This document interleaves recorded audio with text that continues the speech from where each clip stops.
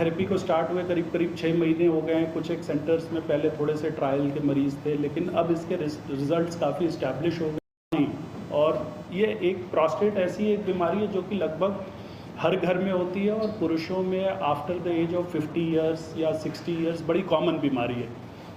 और प्रोस्टेट की बीमारी का अर्थ ये होता है कि जो पेशाब की थैली होती है हमारी, पेशाब की थैली के नीचे मुंह पे एक छोटी सी ग्लैंड होती है जिसको कि प्रोस्टेट ग्लैंड कहते हैं। ये प्रोस्टेट ग्लैंड का फंक्शन युवावस्था में होता है, यंग एज में इट नर्चर्स द सीमेन। तो जैसे जैसे एज बढ़ती है after the age of 40-45 years, तो धीरे धीरे प्रोस्टेट ग्लैंड साइज़ में बढ़ने लगता है, और इसकी वजह से पुरुषों में बहुत सी तरह के पेशाब से संबंधित सिम्टम्स आने लगते हैं। तो थोड़ा सा बैकग्राउंड आपको इस बीमारी का मैं बता देता हूँ। इसके सबसे कॉमन सिम्टम्स हैं, नंबर 1, एक तो पेशाब जब हम करने जाएं तो पेशाब करने में थोड़ा सा टाइम लगना। नॉर्मली क्या होता है कि हम पुरुष या मेल्स जब भी पेशाब करने जाते हैं तो खड़े हुए और तुरंत पेशाब हो जाता है और करीब 15-20 सेकंड में वापस आ जाते हैं। जब प्रोस्टेट धीरे धीरे बढ़ने लगता है तो जो भी इंडिविजुअल होते हैं या जो पेशेंट होते हैं उनको पेशाब करने में थोड़ा सा समय लगता है। वो बाथरूम में खड़े होते हैं, करीब करीब 1.5 मिनट 2 मिनट लगता है, फिर उसके बाद थोड़ी देर में पेशाब करके आते हैं। तो ये सबसे पहला सिम्टम होता है जिसको कि हम लोग हेजिटेंसी कहते हैं। उसके बाद एक और बड़ा कॉमन सिम्टम है जिसको कहते हैं पुअर फ्लो। पुअर फ्लो का अर्थ है कि पहले जब पेशाब करते थे तो धार बनती थी और दूर गिरता था पेशाब। अब वो धार धीरे धीरे कमज़ोर होती जा रही है और पेशाब पैरों के पास गिरने लग रहा है। सो ये दूसरा सिम्टम है।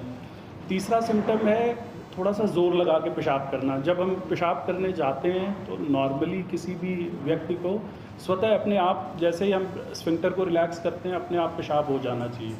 अगर हमें पेट से ज़ोर लगाना पड़ रहा है पेशाब करने के लिए तो इसको स्ट्रेनिंग कहते हैं, यानी कि हमें ज़ोर लगाया तब पेशाब हुआ। तो जब भी ऐसी स्थिति उत्पन्न होती है तो ये सारे लक्षण जो हैं ये प्रोस्टेट के लक्षण हैं, या जिसको BPH या बिनाइन प्रोस्टेटिक हाइपरप्लेजिया के नाम से जाना जाता है। ये सबसे कॉमन बीमारी है और करीब करीब 70 to 80% मेल्स में, पुरुषों में होगी ही होगी। ये it is a disease like ageing. जैसे सर के बाल हमारे उम्र के साथ सफ़ेद होते हैं, उसी तरह से पेशाब में अलग अलग तरीके की सिम्टम्स आते रहते हैं। और ये यूनिवर्सल बीमारी है, कोई भी पुरुष इससे भिन्न नहीं है, ये सभी को होगी ही होगी।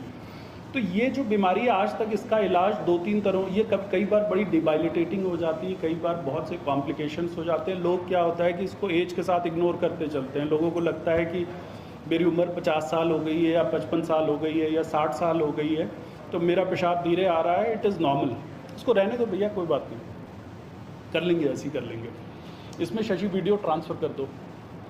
सो नॉर्मली इस तरह से लोग काफ़ी इस बीमारी को इग्नोर करते हैं। बिकॉज होता क्या है, आमतौर पर जो मैंने अपने एक्सपीरियंस में देखा है कि सुबह जैसे मॉर्निंग वॉक पे गए लोग, नॉर्मली ये सीनियर लोग ज़्यादातर मॉर्निंग वॉक पे जाते हैं, आपस में डिस्कस करते रहते हैं कि शर्मा जी का पेशाब कमज़ोर आ रहा है, मुझे भी कमज़ोर आ रहा है, मल्होत्रा साहब का भी आ रहा है। तो उनको ये लगता है कि ये एजिंग के साथ एक नॉर्मल फिनोमिना है, जबकि ऐसा नहीं है। किसी का प्रोस्टेट हो सकता है काफ़ी बड़ा हो, किसी को हो सकता है कि कैथेटर की वजह से स्ट्रक्चर हो गया हो, या किसी को और कोई समस्या हो सकती है। सो नॉर्मली इस बीमारी को लोग इग्नोर करते हैं, और जब ये बढ़ जाती है तो पेशाब की थैली काफ़ी हद तक ख़राब हो जाती है, और अगर इसको सही नहीं किया गया इस समय पे तो ये किडनी फेलियर भी कर सकती है। तो करीब करीब 5 से 10% पुरुष ऐसे भी होते हैं जिसमें कि गुर्दा भी, बिकॉज यहाँ से ऑब्स्ट्रक्शन हो गया तो फिर ये प्रेशर धीरे धीरे पेशाब की थैली में गया और उसके बाद किडनी फेलियर तक जैसी स्थिति भी उत्पन्न हो जाती है।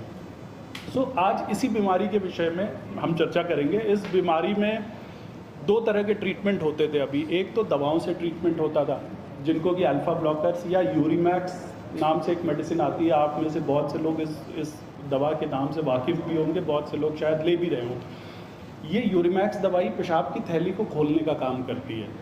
सो एक तो ये दवा थी, और दूसरी तरफ जो ट्रीटमेंट होता था उसको TURP कहते हैं या लेज़र प्रोस्टेटेक्टमी कहते हैं। तो ये 2 तरह के ट्रीटमेंट अभी तक अवेलेबल थे।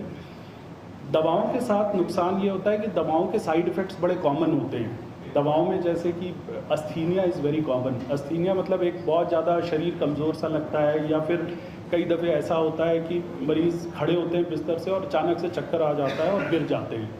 सो asthenia is very prominent. The second side effect is sexual dysfunction, जिसको कि रेट्रोग्रेड इजैकुलेशन कहते हैं। ये सिम्टम सबसे ज़्यादा, ये जो साइड इफ़ेक्ट है उसकी तरफ मैं थोड़ा खास ध्यान इसलिए चाहता हूँ क्योंकि इस जो हम लोग ये थेरेपी की बात कर रहे हैं, इसका सबसे बड़ा एडवांटेज ही यही है कि इसमें सेक्सुअल डिस्फंक्शन जरा भी नहीं होता। जब प्रोस्टेट बढ़ता है तो धीरे धीरे दवाइयों की वजह से रेट्रोग्रेड इजैकुलेशन होने लगता है, जिससे कि जब भी कोई भी पुरुष सेक्सुअल इंटरकोर्स में इन्वॉल्व होता है तो उसका इजैकुलेशन प्रॉपर्ली नहीं हो पाता है और इरेक्टाइल डिस्फंक्शन होने लगता है। कई ऐसी दवाई हैं जो हार्मोन से संबंधित होती हैं जिसकी वजह से पुरुषों में कमज़ोरी आने लगती है। तो इसलिए करीब करीब 60 से 70% लोग इस दवा को ज़्यादा से ज़्यादा 2-3 साल से ज़्यादा नहीं खाते। इसके साइड इफ़ेक्ट बड़े सीवियर होते हैं और जब दवाई नहीं खाते तो उनकी बीमारी धीरे धीरे उनको ट्रबल देने लगती है। जो दूसरा ग्रुप ऑफ ट्रीटमेंट है उसको कहते हैं हम सर्जरी।